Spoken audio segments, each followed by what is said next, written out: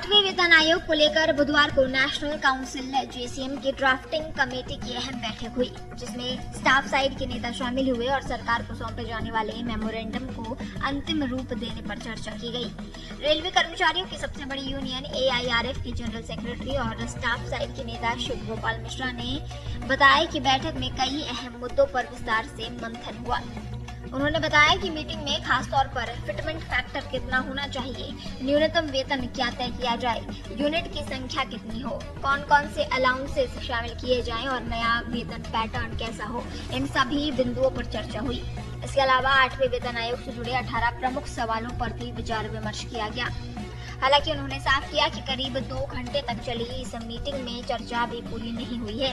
10 मार्च के बाद होने वाली अहम बैठक में इन मुद्दों पर फिर से बात होगी और उसके बाद ही अंतिम फैसला लिया जाएगा।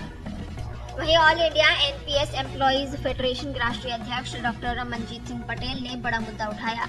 उन्होंने कहा कि जेसीएम सरकार के कर्मचारियों और सरकार के बीच बातचीत का मजबूत प्लेटफॉर्म है, लेकिन 1961 से अब तक इसमें केंद्रीय ऑटोनॉमस विभागों और केंद्र शासित प्रदेशों के कर्मचारियों को प्रतिनिधित्व नहीं मिला है। उन्होंने कहा कि देश में 8 केंद्र शासित प्रदेश हैं और लगभग हर मंत्रालय में ऑटोनॉमस संस्थाएं हैं जहां लाखों कर्मचारी काम करते हैं। इन पर केंद्र सरकार के नियम लागू होते हैं, लेकिन कई बार नियमों को लागू करने में देरी या लापरवाही होती है, जिससे कर्मचारियों को भेदभाव का सामना करना पड़ता है। डॉक्टर पटेल ने मांग की कि जेसीएम में इन कर्मचारियों को भी प्रतिनिधित्व दिया जाए ताकि उनकी समस्याओं का समय पर समाधान हो सके। बैठक पूरी होने के बाद संयुक्त ज्ञापन तैयार होने की उम्मीद है, जिसे औपचारिक रूप से 8वीं वेतन आयोग को सौंपा जाएगा। ये देखना बाकी है कि इनमें से कितनी मांगे आयोग के समक्ष स्वीकार्य होती हैं, लेकिन बैठक अगले दशक के लिए केंद्रीय सरकारी कर्मचारियों के वेतन, पेंशन और भत्तों की संरचना को आकार देने में एक महत्वपूर्ण कदम साबित हुई है। फिलहाल कर्मचारी संघ अपनी प्रमुख मांगों 3.25 का फिटमेंट फैक्टर, 7% सालाना इंक्रीमेंट और पुरानी पेंशन स्कीम की बहाली को 8वें वेतन आयोग की चर्चाओं में केंद्र में बनाए रखने के लिए पूरी तरह संकल्पित दिख रही हैं।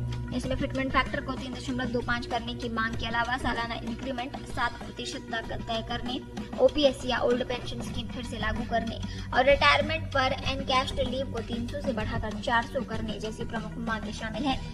सबसे बड़ी मांग की बात करें तो वो फिटमेंट फैक्टर को लेकर है। अभी के समय में इसे 3.25 करने का प्रस्ताव है। एक्सपर्ट्स का कहना है कि अगर सरकार इस मांग को मान लेती है तो कर्मचारियों की बेसिक सैलरी में जबरदस्त इजाफा देखने को मिल सकता है। आपको बता दें कि 8वें वेतन आयोग का इंतजार देश के 50 लाख से ज्यादा केंद्रीय कर्मचारी और 69 लाख से ज्यादा पेंशनर्स और